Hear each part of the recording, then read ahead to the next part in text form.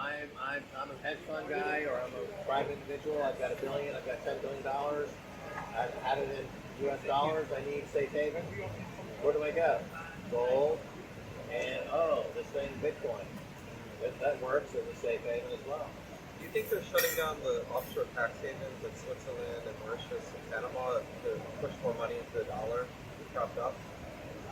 There's a good body of evidence to suggest that the Switzerland as a haven for offshore money was shut down by U.S. authorities. Remember, that all broke down when UBS, Union Bank of Switzerland, bought Payne Weber. And Payne Weber is a U.S. broker-dealer. And then that allowed U.S.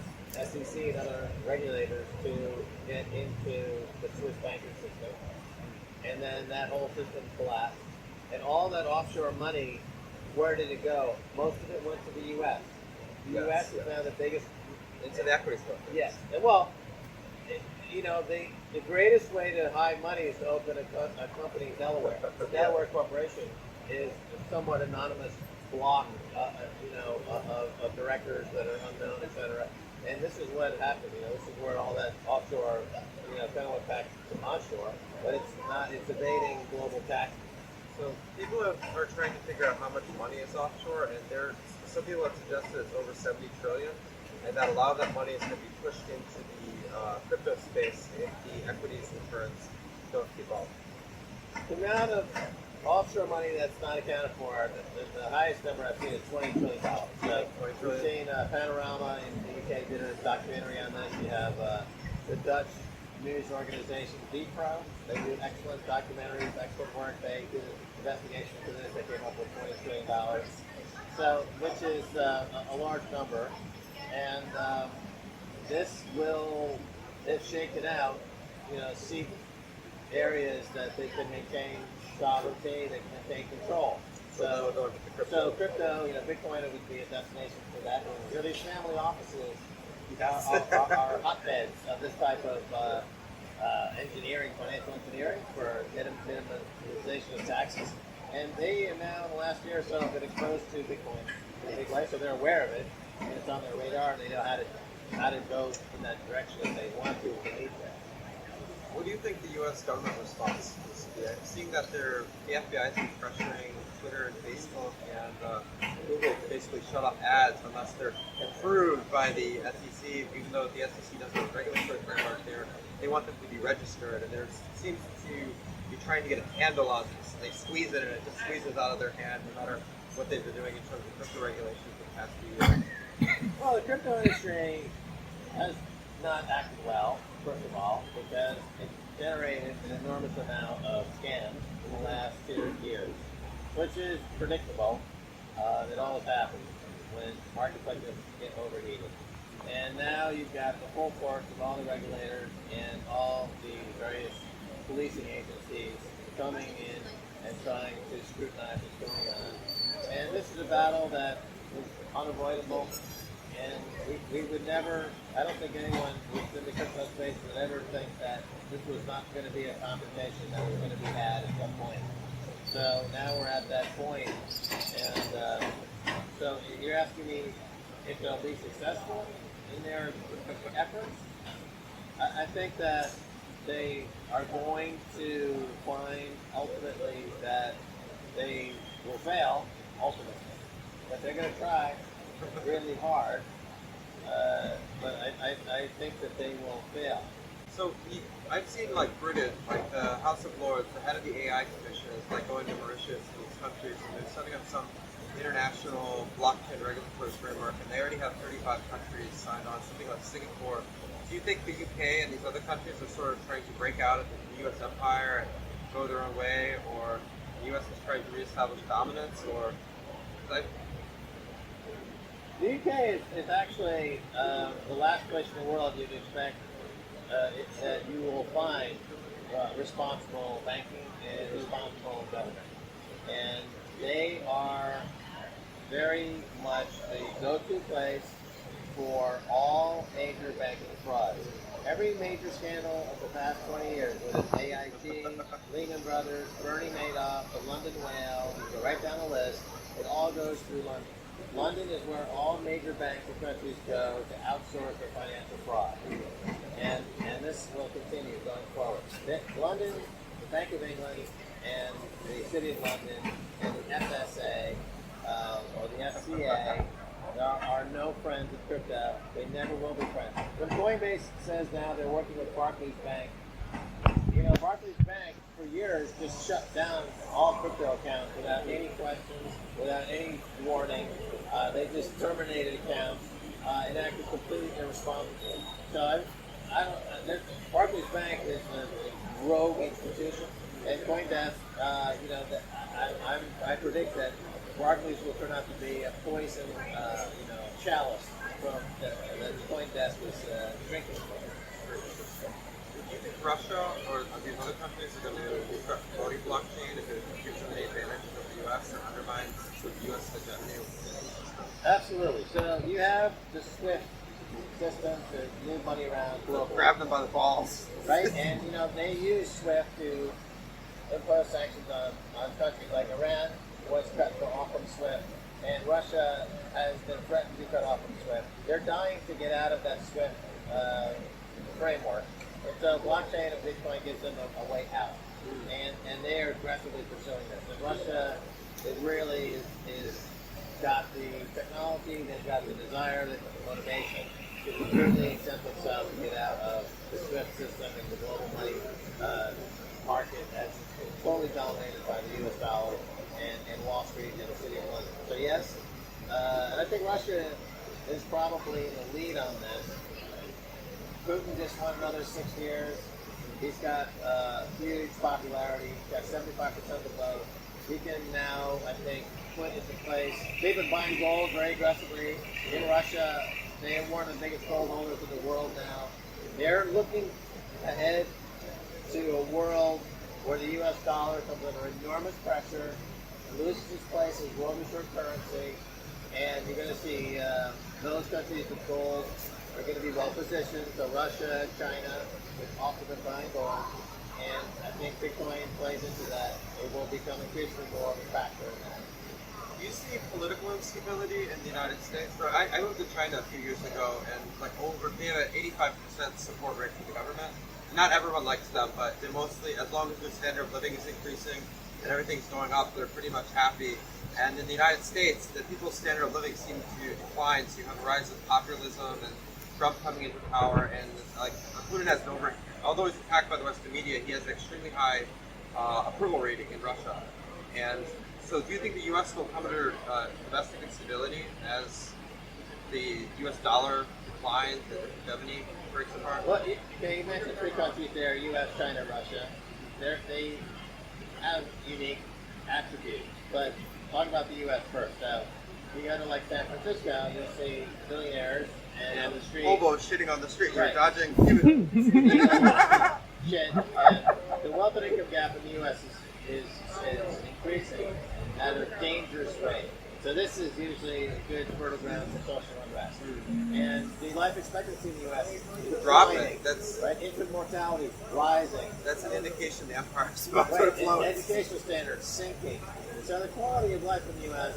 has been kept static for 20 years because even though incomes have been going down, Inflation. because of the stuff coming from China through Walmart has gotten cheaper and cheaper and cheaper. So I may be getting less and less paid, but I can buy a huge TV screen and my cost of my clothes and electronics are continuously going down. So they're compensating for the inflation by trying to get cheaper labor to replace the In export the and U.S., the standard of living hasn't been obviously declining because the cost of stuff has been going down faster than the wages have been going down.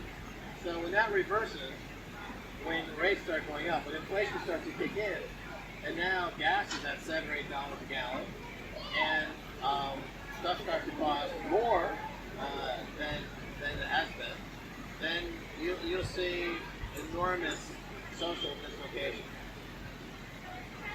And now, if you look at China and Russia, also you mentioned these different situations. So China, their standard of living has been rising, but so has its authoritarianism. They've got that new social, like a rating system. Yeah, on the credit card, you get your credit rating based on how much you love the government on WeChat. Exactly. You say, oh, they got 85% approval rating because you get a social rating based on that. And the government gives you loans through Alibaba based on how much you love the government. Funds based on how much you like the government. And free vacations in Taiwan is wonder. Right. Meanwhile, demographically, they're losing population, and that's not great. Now, in Russia, when Putin came in, they had a GDP of 200 billion. It's now close to 2 trillion. The average wage has gone up a lot, and they've got problems, obviously, but they also have more. I know from personal experience there. For example, the press is more open. We have more different opinions. We have some diversity of opinions there. I mean, it's obviously they're coming out of they're transitioning. To me, it's like Russia is transitioning away from a hard communist mindset, and they are transitioning away from that. And it's slow. I've been to Russia a few times, and the legacy bureaucracy is really onerous. They still have millions of people, in the military that, guys, you've got to keep them on. You just can't fire them in a day. They've got to keep the machines going for a while. So they are anxious for like a new generation of entrepreneurs to come around, diversify their economy. It's over-reliant on gas and oil, right? It's like resource based. Resource, but now they're the biggest retailer. The retail sales in Russia are bigger than anyone else in Europe, right? They have a big retail component. That's Russia. Plus, people in Russia don't mind living in Russia. I mean, they're Russians. They like this is their culture. They like Russia. They've got a long history. They're not looking for guidance from the U.S. to how to live. I mean, they're very comfortable in their own skin. So, do you think Putin controls Russian domestic policy? Because I've seen him, he definitely controls Russian foreign policy, but the people that are actually in the government of Russia seem to be the same people that were in when the IMF came in, 1994, when the Soviet Union was collapsed. He wants to do this, but then he has to get the buy-in from the bureaucracy, and there seems to be some type of split between the various groups. Well, they actually have a hardcore group in Russia at the highest levels of government who are moral hawks, who consider Putin to be a mild, moderate. Right. I mean, they have guys there who are want to really get into it with anyone who is messing with Russia. So he's got to, curry favor across the board. And again, they are seemingly more interested in transitioning to a different type of economy. Look, the Russian economy under Putin, how has it grown? Because the military budget's been cut. Yeah. So how has it grown? Through trade. So this They're idea, largest organic exporter from Europe, right? They have a lot of agriculture, but they're getting more technology, get more aerospace technologies. They want to do trade. They trade with China. They would love to trade with the U.S. The U.S. is not their enemy. There's no reason to throw the election. They have no reason to screw over Hillary Clinton because they want to trade. They want to be in the U.S. trading. They want to do more global trade. That's how they're growing their economy. They're not growing it through hyper-militarization, and so it doesn't. And Putin is always looking to cut deals. He's a business guy, so it doesn't make any sense that you would characterize them as being kind of inward-looking and isolated from the world, and then trying to be descriptive more of a North Korean type. Do you think the Russian central bank is sovereign? I've seen documents showing they wanted to print more money and then invested in infrastructure and roads and factories, and it seemed like they had to hold this many U.S. dollars to deposit per unit of money that they were printing. So it seems like even though the central bank says it's the Russian central bank, it doesn't look independent or sovereign. Does Russia or Putin actually control Russia's monetary policy? Or the current head of the Russian central bank is Elvira. She cut the ruble from the peg, and it crashed. And she took a lot of criticism for that. And Putin said, we're going to let the central bank do what they think is best. And he had a hands-off approach. And the ruble crashed. Went 80, 90 rubles to the dollar. I was there at that time. I got a hotel room. Got a very good deal. It's normally like $3,000 a night. We paid like, $200. And, it's fantastic. Now, since that time, they have increasingly been getting smarter and about how they manage the forex reserves. The ruble is like 2% of the global forex market. It's not a big part of the forex market, and but they have autonomy to do stuff clearly, and they also now the inflation rate in Russia for the first time ever in history is less than the inflation rate in I think it's in the UK or the US or something. So the inflation rate's been cut dramatically. What are your opinions on gold versus Bitcoin? Well, I was first a gold bug, and then I moved over to Bitcoin in 2011. And Bitcoin is got everything you would want in gold. It's portable, it's divisible, it's fungible, it's desirable. So those are four characteristics that Aristotle talked about when he talked about gold being perfect money. The one weakness in actually those four would be fungibility. Bitcoin is not actually all that fungible compared to gold. I could melt down a gold bar and create a pot or a pan or a vase out of it quite easily. It's very fungible. Where Bitcoin, because of the blockchain, it's not really fungible. So that gave rise to more privacy coins, Monero and others, where they got more fungibility into the project, the protocol, because Bitcoin like that. But now we got second layer scaling, and you've got increased rollout of Lightning Network and things like that, where that fungibility weakness is going to be brought up to the standard of the other three major characteristics: divisibility, portability, desirability. And as a store of value, it works. It's cryptologically immutable. It's censorship resistant. All these things we love. And I wouldn't trade all my gold for Bitcoin because they're why not have both? They're both good.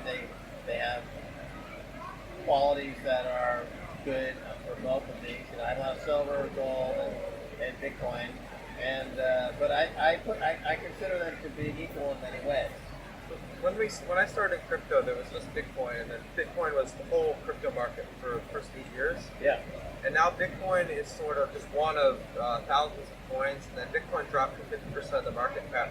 Do you think it'll hover around 50%, or do you think we're going to have one giant coin as the crypto market grows, or we're going to have dozens of smaller coins start taking market share away from Bitcoin? The Bitcoin Dominance Index